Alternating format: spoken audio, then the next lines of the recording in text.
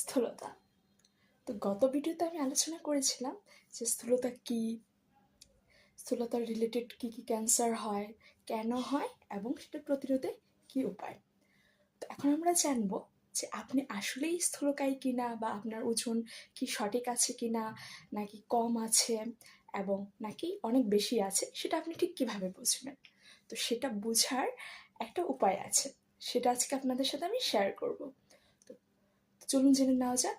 স্থূলতা মেজার করা হয় বিএমআই বা বডি মাস ইন্ডেক্স দিয়ে। তো সেটা আবার কিভাবে বের করব, সেটা একটা কাউন্ট আছে। ধরুন বিএমআই ইজ ইকুয়াল টু, আপনার উপরের অংশে থাকবে ওজন আর নিচে থাকবে হচ্ছে উচ্চতা মিটার স্কয়ার। তার মানে এটা আপনারা নিজেরাই ঘরে বসে করতে পারেন।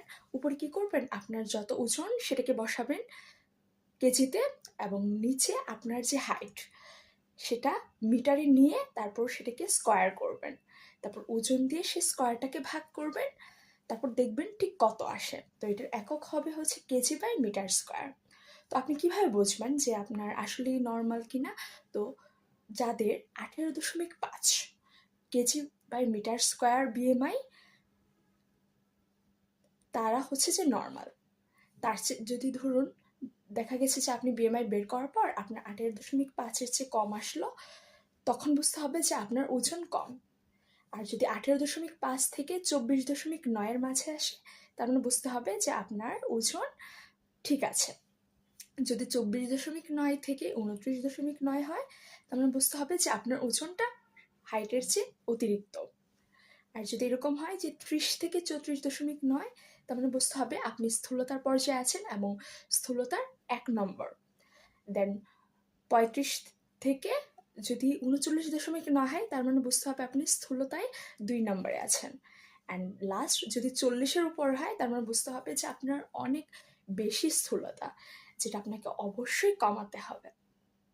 তো এভাবে খুব সহজে ঘরে বসে আপনারা বিএমআই দিয়ে বুঝে নিতে পারেন যে আপনার উচ্চতা অনুযায়ী আপনার ওজন ঠিক আছে কিনা। তো আসলে অনেকে জিজ্ঞেস করেছেন ওজন কিভাবে কমাবেন বা বাড়াবেন। যদি আপনার ওজন আপনার হাইট অনুযায়ী ঠিক থাকে, তাহলে কমানোর প্রয়োজন নেই, বরং আপনি রেগুলার একটা নর্মাল হচ্ছে যে ব্যালেন্স ডায়েট ফলো করেন, যেখানে আপনার protein, carbohydrate, vitamin, minerals, lipid, জল সব কিছু থাকবে। আমি পরবর্তী কিছু ভিডিওতে কিভাবে ওজন কমাতে হবে, কিভাবে বাড়াতে হবে, সে বিষয় নিয়ে তুলে ধরার চেষ্টা করব। তো আজকে এই পর্যন্তই। ভিডিওটা ভালো লাগলে অবশ্যই শেয়ার করবেন, নিজে জানান, অপরকে জানান। ধন্যবাদ।